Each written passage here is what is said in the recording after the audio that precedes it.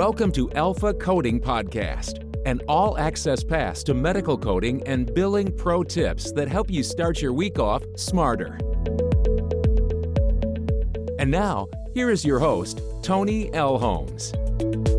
Hello, everyone, and welcome to the Alpha Coding Podcast series. I'm your host, Toni Elhoms. Welcome to episode 58 of the podcast. Today is February 8th, and I hope everyone is doing well, staying safe. And I'm super excited for today's episode because I'm going to be talking about a life skill that everybody can benefit from, and that's effectively managing up. So I'm going to give you some great pro tips as this has been a really integral part of my success. So before we dive into our topic, it's time for your Monday dose of positivity, the Mindset Monday tip, and it's brought to you by Contempo Coding, which is an on-demand educational resource provider created for coders by coders. They specialize in affordable coding certification prep courses to help you accelerate in your career. Right now, they're offering an exclusive special to Alpha Coding Podcast listeners, and that's $125 off the Certified Risk Adjustment Coding Prep course when you order through our affiliate website. Visit our website, alphacodingexperts.com, and head over to the Deals and Discounts tab for a link to take advantage of this absolute steal of a deal. So our Mindset Monday tip is all about the power of hustle. So the quote I want to share with you says, "No rich parents, no assistants, no handouts, no favors, just straight hustle all day, every day." And I love this quote. I actually have this quote hung up in my office because it serves as an important reminder to us all. Nobody that is successful got there overnight or because they were handed that success. Success requires hustle. It requires hard work. And people come to me all the time and they say, "I want to be you. I wish I could have all the things that you have." And I always react the same in that I want to make sure that people don't have a false impression that my life has always been this way and my life is perfect, because it's not. And I've had to work extremely hard to get to this place where I'm at now. And I think in the age of social media, we see people's highlight reels and we do this comparison game of, why don't I have this? Why don't I have that? Oh, it must have been so easy for them. It doesn't matter who you are. There are no shortcuts or express passes to success. Everybody has to hustle. Everybody has to put in the hard work. So keep showing up and hustling every single day. So today we're going to cover my top 10 pro tips for effectively managing up. This is a life skill that everybody needs to know how to do. So I get a lot of questions about my journey to entrepreneurship, and I'm definitely going to be talking about that. I'm going to be covering it on some upcoming episodes. I'm also going to be joining my good friend Victoria Mole over at Contempo Coding.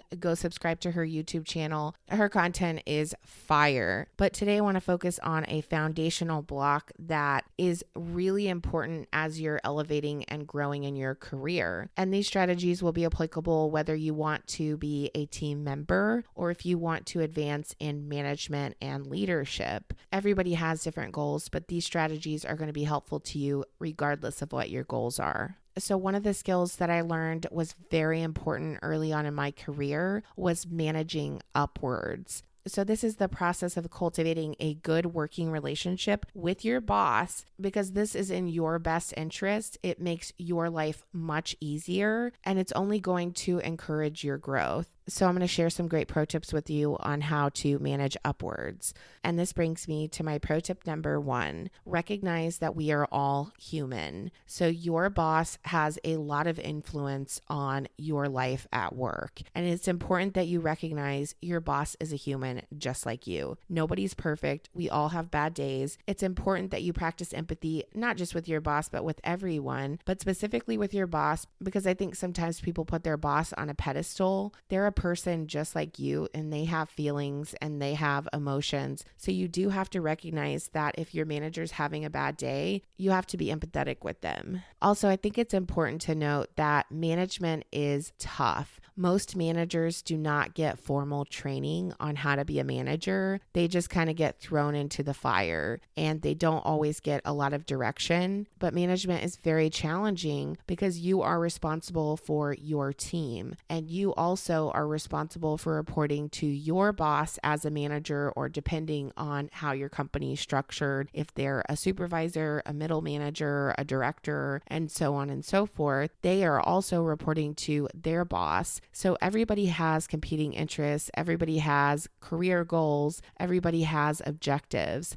So just being mindful that management as a job, although it may seem glamorous, is no walk in the park. Pro tip number 2, recognize that each level of management has its own set of challenges. So again, everybody's in a different position, a different season in their career. Everybody's companies are structured differently. The important thing here is to recognize that if your boss is a supervisor or a team lead or a middle manager, then their pressures are going to be different than if your boss is a director or service line director, or if you report directly to the CEO. So everybody has a different set of challenges. Likely the team lead or the team supervisor is going to be responsible for monitoring productivity and will be responsible for overseeing the day-to-day. And then the middle manager, the directors are going to be looking at the bigger picture. So just keep this in mind, especially if you have people that have transitioned from being on a team to being in lower level management or middle management. As they're moving up the corporate ladder, they're going to have new challenges. So being mindful of these types of dynamics can be very enlightening. Pro tip number 3, toxic leadership breeds toxic managers. So if your boss is currently dealing with a toxic leadership team, meaning their boss is toxic or has really bad management style, then they're likely going to develop some of those bad habits. Or if they've experienced this type of toxic behavior in previous roles or at previous employers, again, they're likely to have developed some of those bad habits. And what do I mean by toxic managers? So if you have somebody that's breathing down your neck, wanting to micromanage everything that you're doing, that's toxic management. That's not effective management. It doesn't help anybody. And managers have to be able to trust that their team is going to get the job done. Management is not babysitting, although a lot of people think that it is babysitting. It's actually helping other people grow and advance in their career while balancing productivity and efficiency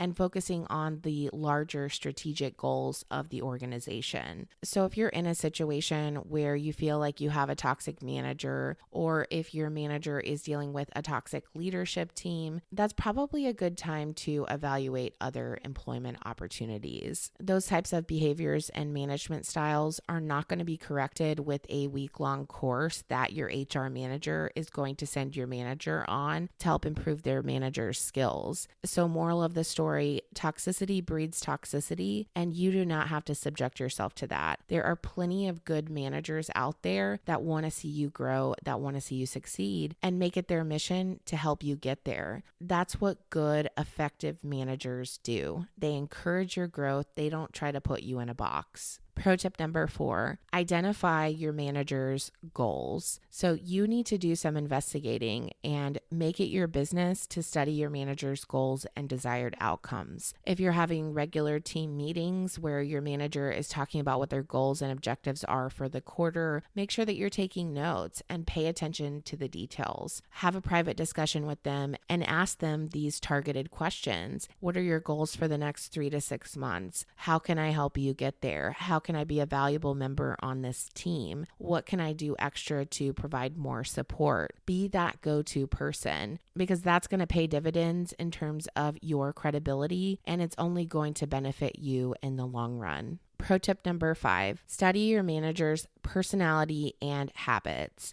Are they a type A person? Do they like to know everything? Are they a type B person? When are they most responsive? Are they a morning person? Are they an afternoon person? When do you feel like you get the most engagement with your boss? This is in your best interest. Get to know your boss's strengths. Get to know your boss's weaknesses. Some bosses are really bad at delegating. They have no idea what to take off their plate, and sometimes they need an eager employee to come and offer support and help. You're not going to look like you have nothing to do. You're going to stand out as the person that's going the extra mile. Do they like to talk on the phone? Do they like email? Do they like texting? Do they like Zoom calls? Figure out what their preference is and then cater to their preferences. If your boss is asking you the same questions over and over and over, then that's your cue to get ahead of those questions and address those things right out of the gate before your boss even has an opportunity to ask you about those things that you know they're going to ask you about. That's going to go a long way with your boss because you're anticipating their needs. Pro tip number 6, avoid blindsiding your boss at all costs. Probably one of the worst things you could do is blindside your boss. If you missed a deadline, if you have an angry physician, if you made a mistake, if you totally bombed coding a surgery, whatever you do,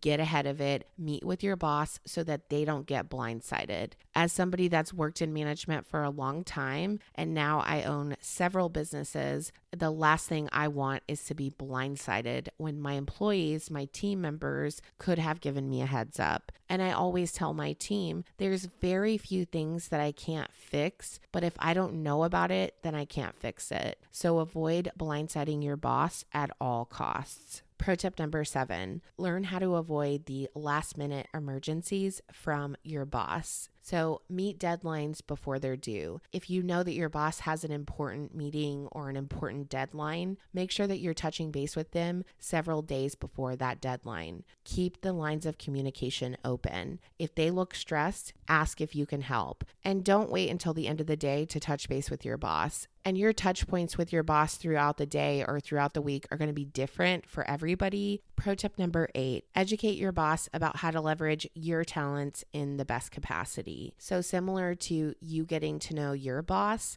you need to let your boss know about you, what you're really good at. Where do you see yourself in the next year, 3 years, 5 years? What are your big goals and aspirations? What are your hidden talents? How can you add value to your team, be a good team player, and be the first in line for any promotion opportunities? This is going to be an important ongoing dialogue that you have to have with your boss to educate them on how to leverage your strengths and your talents. It's on you to advocate for yourself. Pro tip number 9, respect your boss's time. Don't monopolize your boss's time. Think about how many people report to them, and then think about how many times you contact them or you have a meeting with them or you send them an email, and then take that number and multiply it by however many people are in your department, and that's how many people they have to interact with on a daily basis.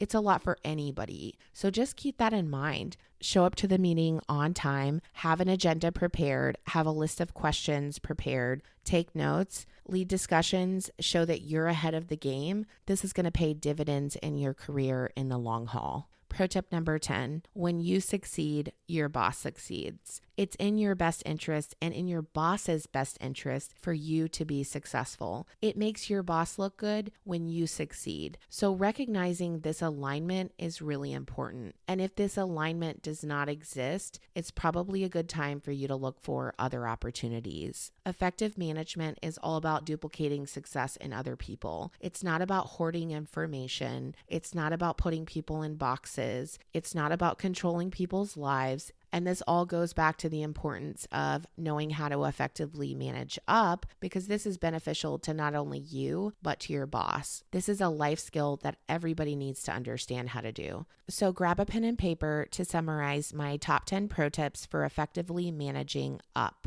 Number 1, recognize that we are all human. Number 2, recognize each level of management has its own set of challenges. Number 3, toxic leadership breeds toxic managers. Number 4, identify your manager's goals. Number 5, study your manager's personality and habits. Number 6, avoid blindsiding your boss at all costs. Number 7, learn how to avoid the last-minute emergencies from your boss. Number 8, educate your boss about how to leverage your talents in the best capacity. Number 9, respect your manager's time. Number 10, when you succeed, your boss succeeds. So it's time for this week's coding pro tip, and it's brought to you by Project Resume. When is the last time you had your resume updated? Your resume is literally your entry ticket to that next great opportunity opportunity. Project Resume will design a customized ATS-friendly resume to demonstrate your unique skills and experience. And even better, it's written by coders for coders. Make that investment in yourself today and visit projectresume.net and mention my code ALPHACODING for special pricing. If you have a coding related question and would like it to be featured in one of our coding pro tips, please reach out to me on LinkedIn, Facebook, Instagram, or YouTube. So this week's coding pro tip comes to us from Nevada. Hi, Toni. I love your show. Thanks for being such a breath of fresh air on the airwaves. I work in a busy orthopedic practice, and I recently discovered we have some issues with our physician credentialing, and it's been impacting our new versus established patient coding. Our rehab and sports medicine doctors are all credentialed as orthopedic doctors only. What should we do to resolve this issue?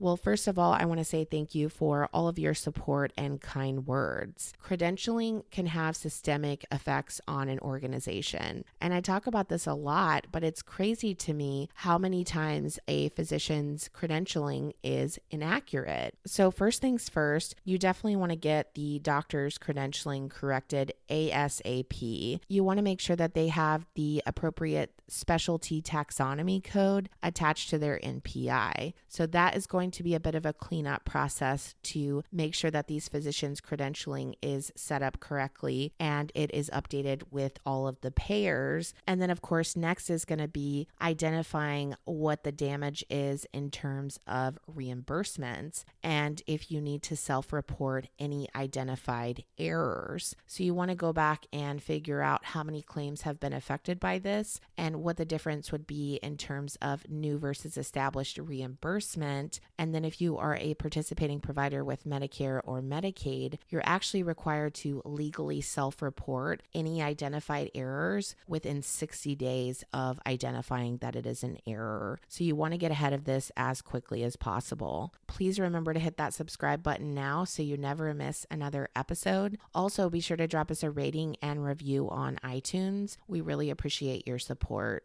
So this concludes today's episode. Until next week, thank you for listening to the Alpha Coding Podcast. We'll see you next Monday.